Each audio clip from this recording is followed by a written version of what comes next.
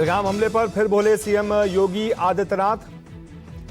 कहा एक स्वर से आतंक के खिलाफ उठनी चाहिए आवाज, नहीं बचेंगे पहलगाम हमले के आतंकी और उनके मददगार। सीएम योगी ने कहा देश में पहलगाम हमले के खिलाफ आक्रोश।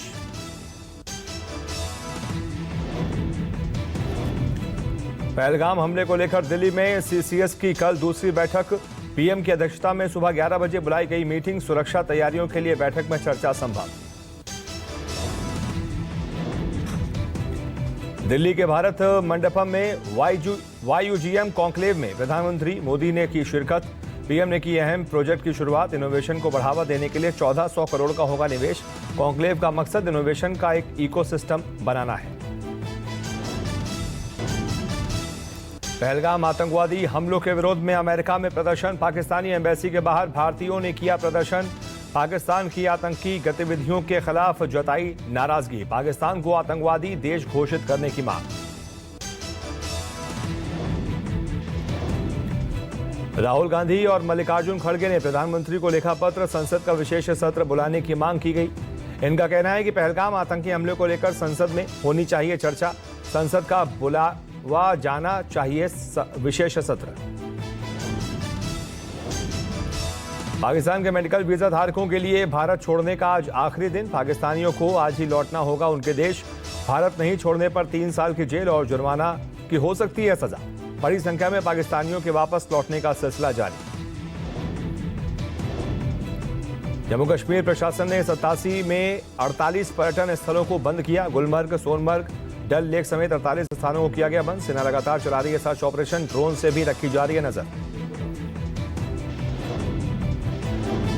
पहलगाम आतंकी हमले का एक नया वीडियो सामने आया। अटैक के वक्त जिपलाइन पर मौजूद सैलानी ऋषि भट्ट ने किया बड़ा दावा। जिपलाइन ऑपरेटर से पूछताछ करेगी एनआईए।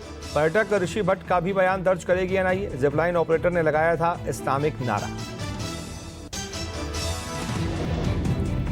एलओसी पर पाकिस्तान की ओर से फिर से की गई फायरिंग। भारत ने अखनूर सेक्टर में पाकिस्तान की फायरिंग का दिया मुंहतोड़ जवाब। पहलगाम आतंकी हमले के बाद से पाकिस्तान लगातार कर रहा है सीज फायर का उल्लंघन। सीमा पर भारतीय सेना पूरी तरह से मुस्तैद। घाटी में आतंकियों के खिलाफ चलाया जा रहा है व्यापक अभियान। कठुआ और राजौरी में संदिग्ध देखे जाने के बाद सेना का सर्च ऑपरेशन जारी। जम्मू कश्मीर पुलिस की स्पेशल ऑपरेशंस ग्रुप और स्थानीय पुलिस मिलकर चला रही है तलाशी अभियान। सुरक्षा बलों ने कई क्षेत्रों में कर रखी है घेराबंदी। नेता प्रतिपक्ष राहुल गांधी ने रायबरेली और अमेठी का किया दौरा। राहुल गांधी ने कई विकास योजनाओं का किया उद्घाटन। राहुल गांधी रायबरेली में विकास कार्यों का किया निरीक्षण। अमेठी में विकास कार्यों की प्रगति की करेंगे समीक्षा। कांग्रेस प्रवक्ता और सांसद रणदीप सुरजेवाला का बीजेपी पर हमला। कहा संविधान विरोधी भाजपा का दलित विरोधी चेहरा हुआ बेनकाब। अनुसूचित जाति के लिए वित्त वर्ष 2024-25 में आवंटित वेलफेयर फंड पर उठाए सवाल। कहा 1/4 हिस्सा खर्च ही नहीं किया। दीघा में जगन्नाथ मंदिर के उद्घाटन की भव्य तैयारियां। कल जगन्नाथ मंदिर का उद्घाटन करेंगी ममता बनर्जी। पुरी के जगन्नाथ मंदिर की तर्ज पर बनाया गया है मंदिर। 20 एकड़ में 250 करोड़ की लागत से बनाया गया है मंदिर। इजरायली सॉफ्टवेयर पेगासस जांच में जुड़ी रिपोर्ट को सार्वजनिक करने की मांग पर बोला सुप्रीम कोर्ट। पूरी रिपोर्ट सार्वजनिक करने का सवाल ही नहीं उठता।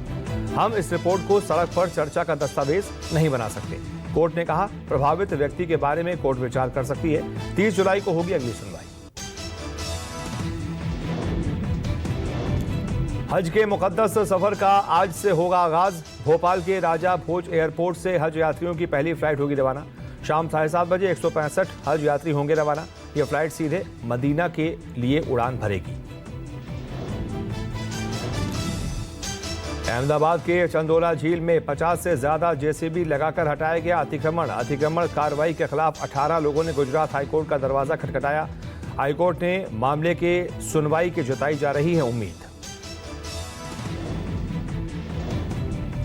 मुंबई के बांद्रा इलाके में स्थित इलेक्ट्रॉनिक शोरूम में लगी भयानक आग। फायर ब्रिगेड की 4 गाड़ियों ने बुझाई आग। फायर ब्रिगेड ने 1.5 घंटे की मशक्कत के बाद आग पर पाया काबू। आग लगने से किसी के हताहत होने की खबर नहीं। पंजाब से पाकिस्तानी महिला गायब। पुलिस बोली कहां गई पता नहीं। पुलिस ने 6 महीने की गर्भवती को लौटने के लिए कहा था। कौशाम्बी के सराय अखिल में युवती का छत पर खून से लथपथ मिला शव। युवती के गला रेतकर की गई हत्या। अर्धनग्न स्थिति में मिला युवती का शव। दुष्कर्म के बाद हत्या की जताई जा रही आशंका। रोहतास में 275 किलो गांजा के साथ 2 अंतर्राज्यीय तस्कर गिरफ्तार। उड़ीसा से पिकअप वैन से लाई जा रही थी गांजे की खेप। 50 लाख रुपए की बताई जा रही है गांजे की कीमत। सासाराम में गांजे के सप्लाई की योजना थी।